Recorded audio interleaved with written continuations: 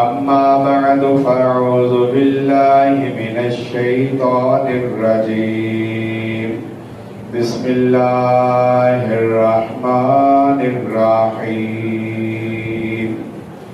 إن عدة الشهور عند الله 12 شهرا في كتاب الله يوم خلق السماوات والأرض منها 4 حرم ذلك الدين القيم فلا تظلموا فيهن أنفسكم وقاتلوا المشركين كافة كما يقاتلونكم كافة واعلموا أن الله مع المتقين رب اشرح لي صدري ويسر لي أمري واحلل عقدة من لساني يفقهوا قولي۔ ہر قسم کی حمد و ثنا مالک ارض و سما، خالق کائنات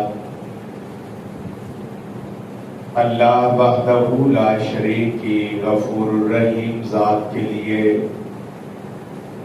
جو اکیلا یکتا اور تنہا اس ساری کائنات کو تخلیق کرنے والا، نظام کو چلانے والا اور مخلوقات کو نوازنے والا ہے۔ ان گنت اور لا تعالی درود و سلام امام المرسلین، امام الاولین والآخرین، شفیع المذنبین، خاتم النبیین، رحمت للعالمین پیغمبر حضرت محمد مصطفیٰ احمد مجتبی صلی اللہ تعالی علیہ وآلہ وبارک وسلم کے لیے جو احباب برآمدے میں تشریف فرما ہیں وہ اندر تشریف لائیں۔ پہلے یہ طریقہ کار مناسب نہیں ہے، حدیث پاک میں آئے پہلے اگلی صفحیں مکمل کی جائیں اور پھر بالترتیب اس کے بعد باقی صفحیں مکمل کی جائیں۔ اگر کوئی مریض ہے اور وہ اپنی سہولت کے لیے وہاں بیٹھنا چاہتا ہے تو وہ الگ معاملہ ہے۔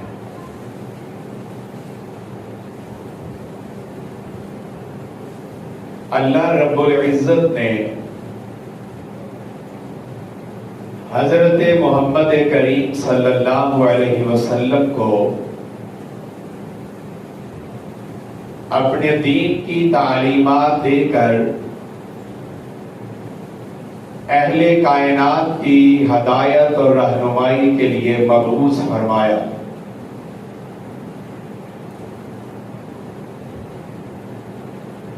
اور پیغمبر کریم صلی اللہ علیہ وسلم نے اپنی حیات نبوت میں دن رات انتھک محنت اور جد و جہد کرتے ہوئے لوگوں کے سامنے دین الہی کی تعلیمات کو پیش کیا اور انہیں اس بات کی دعوت دی کہ اپنی من پسند زندگی اور اپنی آزادی سے فیصلے کرنے کی بجائے اللہ رب العزت کی اطاعت و تابعداری کے اندر اپنی زندگی کو بسر کریں، اور وہ ساری چیزیں، وہ ساری باتیں جن کی دلیل اللہ رب العزت نے اپنی کتاب میں یا پھر حضرت رسول اکرم صلی اللہ علیہ وسلم نے اپنی زبان نبوت سے بیان نہیں کی، اسے محض اس لیے اپنا لینا کہ ہم نے اپنے بڑوں کو کرتے ہوئے چیزوں کو چھوڑ کر قرآن اور حدیث کی طرف انسان اپنے آپ کو لے کر آئے. یہ ہجری اور قمری کیلنڈر کے اعتبار سے پہلا مہینہ ہے جسے محرم الحرام کہا جاتا ہے. اس مہینے کی عظمت کیا ہے، مسائل کیا ہیں، کون سے کام کرنے چاہیے اور کن چیزوں سے اپنے آپ کو بحیثیت مسلمان کے بچانا چاہیے. سورہ توبہ کے اندر اللہ تعالیٰ نے یہ بات ارشاد فرمائی ہے، ان عدۃ الشہور عند اللہ 12 شہرا فی کتاب اللہ یوم خلق السماوات والارض. اس کائنات کی تاریخ کی یہ سب سے پرانی بات ہے جو محض انسانوں کے علم کے اوپر مبنی نہیں ہے. یہ بات انسانوں کے لگائے ہوئے اندازے نہیں ہے. وہ بات جسے مالک الملک نے ذکر کیا ہے کہ جس دن میں نے زمین و آسمان کو تخلیق کیا اسی دن 12 مہینے بھی سال کے بنا دیے. ہمارے پاس اسلامی کیلنڈر ہو، عیسائیوں کا رومی کیلنڈر ہو، ہندوؤں کا جسے دیسی کیلنڈر کہا جاتا ہے وہ بکرمی کیلنڈر ہو، فارسیوں کا کیلنڈر ہو یا یہودیوں کا ہو، اس سے قبل ختم ہو جانے والے کیلنڈر ہوں، کوئی کیلنڈر ایسا نہیں ہے جس میں سال کے مہینے 12 سے کم یا زیادہ ہوں. اور یہ دلیل ہے، اس بات کی دلیل کہ یہ قرآن مجید کتاب اللہ اور کلام اللہ ہے. اتنی بڑی حقیقت جو قرآن نے ذکر کی ہے، کوئی قوم اپنے آپ کو ان مہینوں کی تعداد سے باہر نہیں نکال سکی. اور یہ دلیل ہے حضرت امام کائنات صلی اللہ علیہ وسلم کی نبوت کی صداقت و حقیقت کی. کیا رسول اکرم صلی اللہ علیہ وسلم ہندوستان کے لوگوں کے کیلنڈر کو جانتے تھے؟ فارسیوں کے کیلنڈر کے ساتھ واقفیت تھی؟ اور جو بات پیارے پیغمبر نے قرآن کی آیت کی شکل میں بیان کی، یہ آپ کی نبوت کی سچائی کی بھی دلیل ہے کہ یہ قرآن بندوں کا نہیں، جنات کا نہیں، بلکہ عرش والے رب کا اتارا ہوا کلام مقدس ہے. اور جس دن سے 12 مہینے بنائے، منہا اربعۃ حرم، ان 12 میں سے 4 کو زیادہ عزت دیتے ہوئے حرمت والے مہینے قرار دیا. حرمت والے مہینوں کا مطلب کہ 8 مہینوں کی نسبت ان مہینوں کی شان، عزت اور عظمت مالک الملک کے نزدیک بہت زیادہ ہے. ذالک الدین القیم، یہی سچا اور سیدھا دین ہے.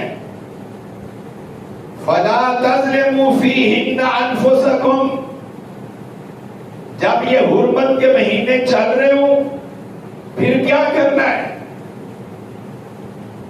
فلا تظلموا فیہن انفسکم،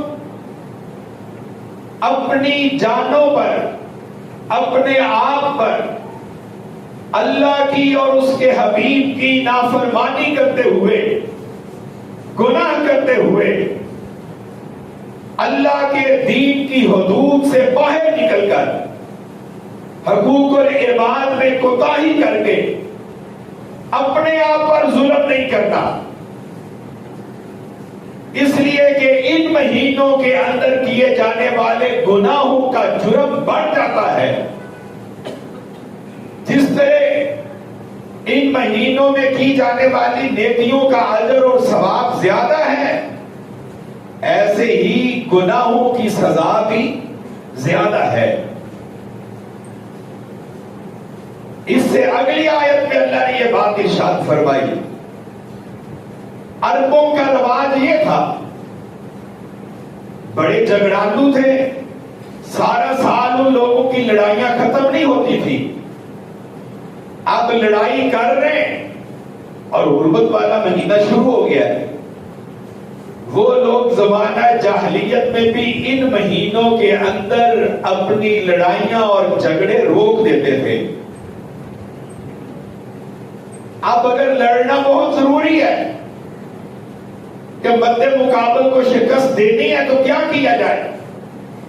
پھر وہ یہ کرتے ہیں کہ محرم کا مہینہ حرمت والا ہے، اس مہینے کو اٹھا کے دوسرے مہینے پر لے جاتے اور اس مہینے کو پہلے بنا لیتے کہ چلو یہ مہینہ پہلے بنا لیتے ہیں، حرمت والا مہینہ بعد میں بنا لیں گے، لڑائی جاری رہنی چاہیے۔ اللہ نے قرآن مجید میں مہینوں کی اس ترتیب کے بدلنے کو کفر سے تعبیر کیا ہے، اور یہ سوال بھی قرآن مجید میں نقل کیا۔ یسألونک عن الشہر الحرام قتال فیہ، یہ لوگ آپ کے پاس آ کر سوال کرتے ہیں کہ حرمت والے مہینوں میں لڑنا کیسا ہے، لڑائی جھگڑا کیا جا سکتا ہے؟ تو اللہ نے اپنے پیغمبر سے کہا ان سے کہو قتال فیہ کبیر، ان مہینوں کے اندر آپس کے لڑائی اور جھگڑے کبیرہ گناہ کی حیثیت رکھتے ہیں۔ اور جب رسول اکرم صلی اللہ علیہ وسلم خطبہ حجۃ الوداع کو ارشاد فرمایا تو یہ بات بھی بیان کی کہ آج وقت گھوم کر پھر اپنی اصل بنیاد کے اوپر آ گیا ہے، جس ترتیب سے مہینوں کو ہونا چاہیے تھا اسی ترتیب کے اوپر ہے۔ اس لیے یاد رکھنا 12 مہینے سال کے اور 4 مہینے حرمت کے، ثلاثۃ متوالیات ذو القعدۃ و ذو الحجۃ والمحرم، 3 مہینے مسلسل ہیں۔ ذو القعدہ کا مہینہ، ذو الحجہ کا مہینہ جو دونوں گزر گئے، اور اب ماہ محرم ہے، یہ تیسرا مہینہ، 11واں 12واں اور پہلا، یہ 3 مسلسل، ورجب و مضر الذی بین جمادی و شعبان، جمادی ثانی اور شعبان کے مہینے کے درمیان جو رجب کا مہینہ ہے وہ مہینہ چوتھا حرمت والا مہینہ ہے۔ ان کی حرمت کو حضرت رسول اکرم صلی اللہ علیہ وسلم نے بیان کیا۔ اس لیے جب یہ مہینے چل رہے ہوں، ہمیں شعوری طور پر احساس کرتے ہوئے اپنے آپ کو رب العالمین کی نافرمانی سے، حضرت رسول اکرم صلی اللہ علیہ وسلم کی نافرمانی سے اور آپس کے لڑائی اور جھگڑوں سے دور رکھنا چاہیے۔ اور یہ بات باعث تعجب ہے کہ زمانہ جاہلیت کے کفار اور مشرکین ان مہینوں کا احترام کرتے ہیں، اور شاید ہمارے معاشرے کی ایک بڑی تعداد کو اس بات کا بھی علم نہیں ہوتا کہ یہ مہینہ حرمت والا چل رہا ہے یا کوئی دوسرا مہینہ چل رہا ہے۔ اور اگر علم ہی نہیں ہوگا کہ یہ حرمت والا مہینہ ہے تو وہ اس کے احکام پر عمل کیسے کر لے گا؟ نتیجہ یہ ہے، سارے سال کے اخبارات اٹھائیے اور دیکھیے، جو روٹین، جو عادتیں، جو کردار، جو لڑائیاں، اختلافات، جھگڑے بقیہ 8 مہینوں میں جاری رہتے ہیں، ان حرمت والے مہینوں میں بھی ان کے اوپر کوئی فرق نہیں آتا، جبکہ ان مہینوں کے اندر لڑائی اور جھگڑا فیہ کبیر، اتنا بڑا گناہ ہے۔ اس لیے مسلمان کو علم ہونا چاہیے کہ کون سا مہینہ چل رہا ہے اور کون سا نہیں، تاکہ وہ ان دنوں اور مہینے کے ایام کی نسبت سے اللہ کی بندگی کر کے کثرت سے ثواب کما سکے۔ اور پھر اس مہینے کو جب پہلا مہینہ قرار دیا گیا ہے تو اس مہینے کے جب پہلے 10 دن مکمل ہوتے ہیں، سال کے پہلے 10 دن بھی وہی، مہینے کے پہلے 10 دن بھی وہی، اس اعتبار سے پہلے 10 دنوں کا نام پڑ گیا عاشورہ۔ جب 10 تاریخ ہوئی تو اس کو کیا کہا جانے لگا؟ عاشورہ۔ اس کا مطلب ہے 10واں دن۔ حضرت اما جان عائشہ رضی اللہ تعالی عنہا بیان فرماتی ہیں کہ مکہ مکرمہ میں قریش زمانہ جاہلیت میں اس مہینے کی 10 تاریخ کا روزہ رکھا کرتے تھے۔ صحیح بخاری کی یہ روایت ہے۔ رسول اکرم صلی اللہ علیہ وسلم بھی اس مہینے کی 10 تاریخ کا روزہ رکھتے۔ پھر ہجرت ہوئی، اللہ رب العزت نے ماہ رمضان کے روزے فرض کر دیے۔ اس کے بعد آپ نے ارشاد فرمایا کہ فَمَنْ شَاءَ صَامَهُ وَمَنْ شَاءَ تَرَكَ، جس کا دل چاہے وہ محرم کی 10 تاریخ کا روزہ رکھ لے، اگر دل نہیں چاہ رہا تو وہ چھوڑ دے۔ اب اس روزے کی وہ اہمیت نہیں ہے جو ہجرت سے پہلے رسول اللہ پابندی سے رکھتے تھے۔ یعنی مکہ کے لوگ بھی اس مہینے کی 10 تاریخ کا روزہ رکھا کرتے، اور اس مہینے کی عزت کی وجہ سے اس کا نام محرم پڑ گیا۔ محرم کا معنی ہے جسے بہت عزت دی جائے، جس کا بڑا احترام کیا جائے۔ تو یہ اسلام سے پہلے کی باتیں۔ ہجرت ہوئی، حضرت عبداللہ ابن عباس بیان کرتے ہیں، امام مسلم رحمہ اللہ نے اس روایت کو بیان کیا ہے، امام کائنات کو پتا چلا کہ مدینے کے اندر جو یہودی رہتے ہیں وہ بھی روزہ رکھتے ہیں 10 محرم کا۔ ان سے پوچھا کیوں روزہ رکھتے ہو؟ یہ دین ہے جس میں یہ پوچھا جائے کہ یہ کام کیوں کر رہے ہو؟ ان لوگوں نے جواب دیا کہ یہ روزہ ہم اس لیے رکھتے ہیں انجى الله موسى وقومه وغرق فرعون وقومه فصامه موسى شكرا۔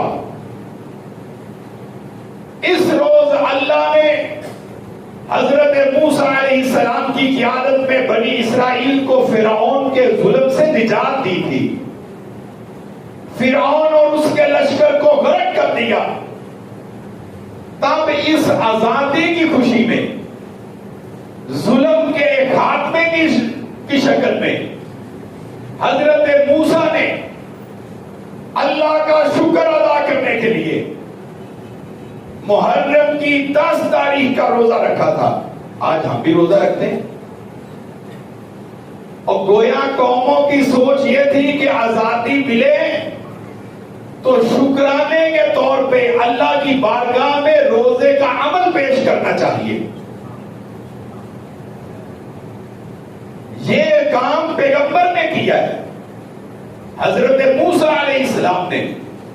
آزادی نعمت ہے، آزادی ملی ہے، ظلم مٹا ہے، ظالم غرق ہوئے ہیں، تو موسیٰ علیہ السلام نے رب العالمین کی بارگاہ میں شکرانے کے طور پہ اپنا روزہ رکھا ہوا ہے۔ اس طرح اپنی آزادیوں کا دفاع اور حفاظت کی جاتی ہے۔ جب یہ بات رسول اکرم صلی اللہ علیہ وسلم نے سنی تو کہا نحن احق و اولی بموسیٰ منکم، اور ہم تم سے زیادہ حقدار ہیں کہ اپنے بھائی موسیٰ کی خوشی میں شریک ہو کر روزہ رکھیں۔ ہم تم سے زیادہ حقدار ہیں کہ موسیٰ کی خوشی میں شریک ہوں، لہذا ہم بھی روزہ رکھیں گے۔ اور پھر ساتھ یہ بات بھی ارشاد فرمائی کہ اگر آنے والے سال میں زندہ رہا لَأَصُومَنَّ التَّاسِعَ، تو پھر اس مہینے کی 9 تاریخ کا بھی روزہ رکھوں گا۔ اس لیے یہ بیان کیا ہے 9 کا روزہ بھی رکھنا ہے اور 10 کا بھی۔ 10 کا روزہ تو ہو گیا حضرت موسیٰ علیہ السلام کی نسبت سے، اور 9 کا روزہ ہے یہودیوں کی مخالفت کی وجہ سے کہ عبادت کے اندر مشابہت اور مماثلت نہ ہو، کہ وہ بھی روزہ رکھتے ہیں، مسلمانوں بھی روزہ رکھا ہوا ہے، مسلمان ایک نہیں 2 روزے رکھیں، محرم کی 9 تاریخ کا اور 10 تاریخ کا۔ حضرت ابو قتادہ رضی اللہ تعالی عنہ بیان فرماتے ہیں یہ سوال کیا گیا کہ اس مہینے کی 10 تاریخ کے روزے کا اجر اور ثواب کیا ہے؟ کہا یکفر السنۃ الماضیہ، انسان نے جو سال گزار لیا ہوتا ہے اللہ رب العزت اس ایک روزے کی وجہ سے سال کی کمیاں کوتاہیاں اور غلطیاں معاف فرما دیتا ہے۔ ایک روزہ، اور یہ وہ مہینہ ہے کہ جب رسول معظم صلی اللہ علیہ وسلم سے پوچھا گیا کہ سب سے افضل روزہ کس مہینے کا ہے، تو کہا کہ رمضان کے فرض روزے رکھنے کے بعد سب سے فضیلت والے اجر اور ثواب والا روزہ شہر اللہ المحرم، اللہ کے مہینے ماہ محرم کا روزہ ہے۔ اس مہینے کی عظمت کو سمجھیں، یہ مسجد کیوں اتنی متبرک، اتنی پاکیزہ اور اتنی شاندار ہے؟ ہم اسے کہتے ہیں یہ اللہ کا گھر ہے، اس کی نسبت مالک الملک کی طرف ہے۔ اور نبی کریم صلی اللہ علیہ وسلم نے فرمایا اللہ کو سب سے زیادہ جو نام پسند ہے وہ 2 ہیں، ایک عبداللہ اور دوسرا عبد الرحمن۔ کیوں پسند ہے؟ بندے کی نسبت اللہ کی طرف ہو رہی ہے۔ عبداللہ معنی کیا ہے؟ اللہ کا بندہ۔ عبد الرحمن رحمان کا بندہ۔ اللہ کو یہ نام سب سے زیادہ پسند ہے۔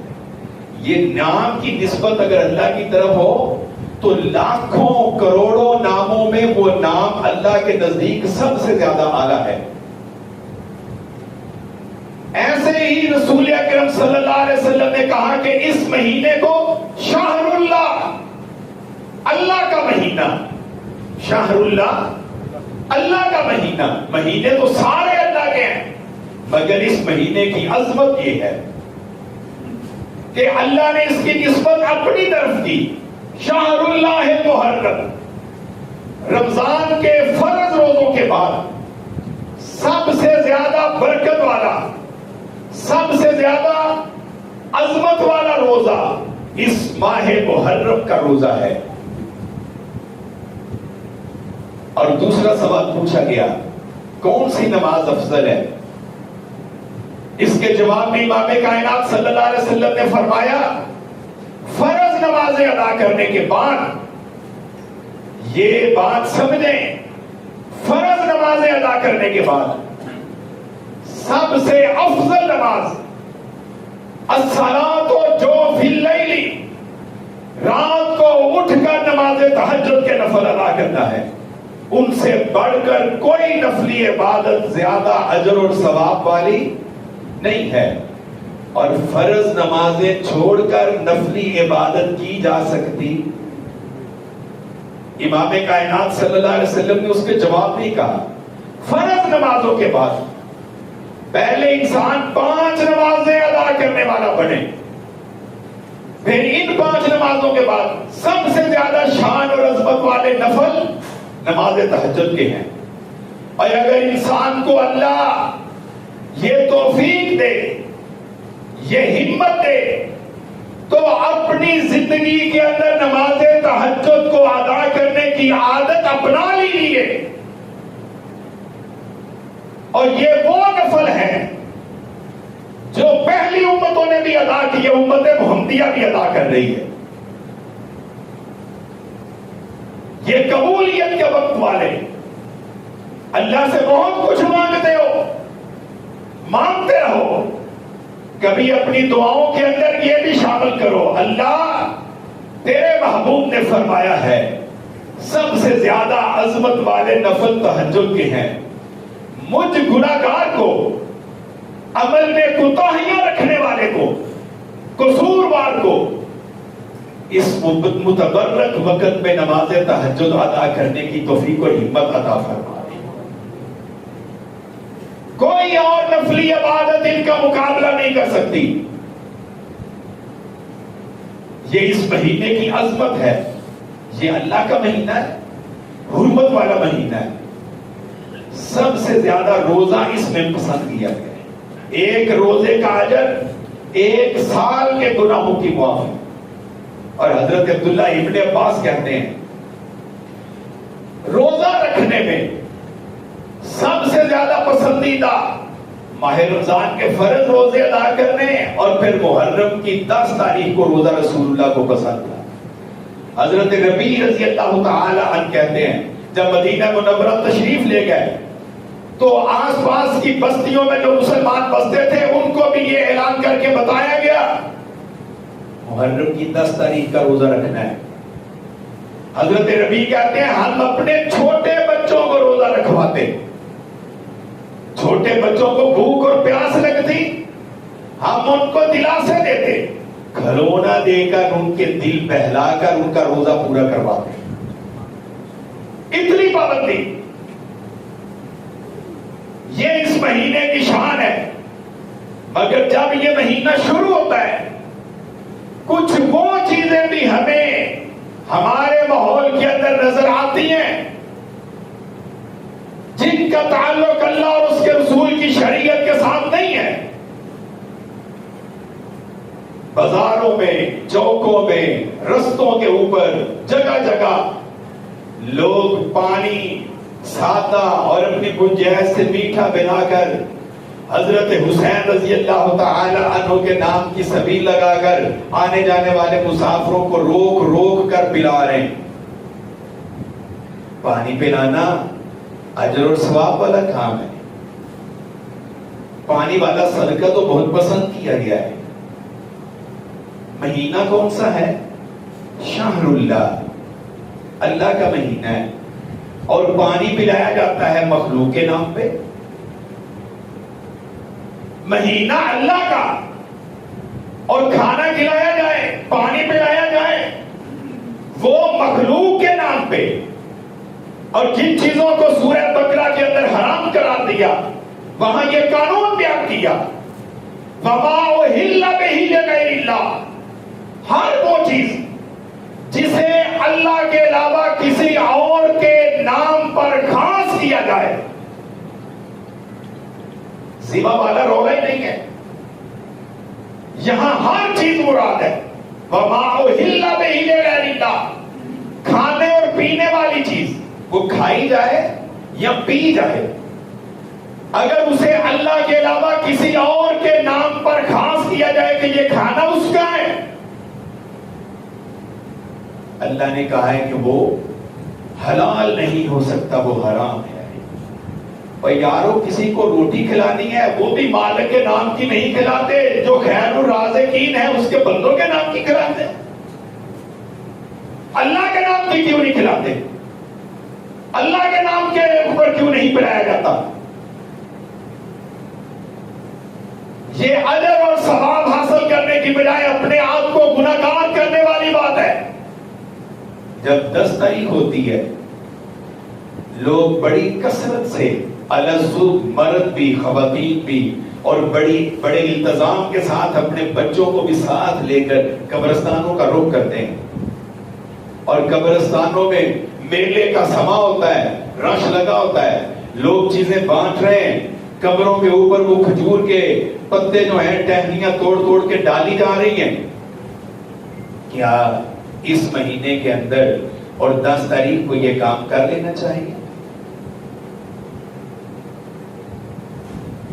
یہ یاد رکھیں، قبروں کی زیارت کرنا رسول اکرم صلی اللہ علیہ وسلم نے جائز قرار دیا ہے۔ ہم اہل حدیثوں کی دعوت بھی یہ ہے کہ قبر کی زیارت کرنا جائز ہے، اور رسول اکرم صلی اللہ علیہ وسلم کا فرمان ہے کہ قبروں کی زیارت کیا کرو، تمہیں موت یاد آئے گی، لیکن اس کے لیے پورے سال کی کوئی تاریخ اللہ اور اس کے رسول نے بیان نہیں کی۔ انسان کا جب دل چاہے قبرستان جا سکتا ہے، اس قبرستان میں کوئی اپنا عزیز اور رشتہ دار کا دفن ہونا بھی شرط نہیں ہے۔ مقصد تو صرف یہ ہے کہ انسان اپنی آخرت کو یاد کرے، اپنی موت کی یاد اپنے دل میں تازہ کرے، اس کے لیے اپنوں کی قبر ہونا ضروری۔ کسی بھی مسلمانوں کے قبرستان میں انسان جا سکتا ہے، کوئی تاریخ معین نہیں ہے، اور اگر کوئی اس حساب سے جاتا ہے کہ 10 محرم کو قبروں کی زیارت کرنا باعث اجر اور ثواب ہے تو وہ شخص جھوٹ بولنے والا ہے۔ اور قبروں کے اوپر وہ کھانے پینے والی چیزیں پھینکی جا رہی ہیں، دالیں، کچی دال، او اللہ کے شریف بندو، یہ زندوں کو کیوں نہیں دیتے یہ اٹھا کے کہ کسی بھوکے آدمی کا پیٹ بھر جائے؟ وہ جو قبر میں منو مٹی کے نیچے پتہ نہیں کتنے سالوں سے وہ دفن ہے، کیا وہ اس اپنی قبر کے اوپر پڑی ہوئی چیز سے فائدہ اٹھا سکتا ہے؟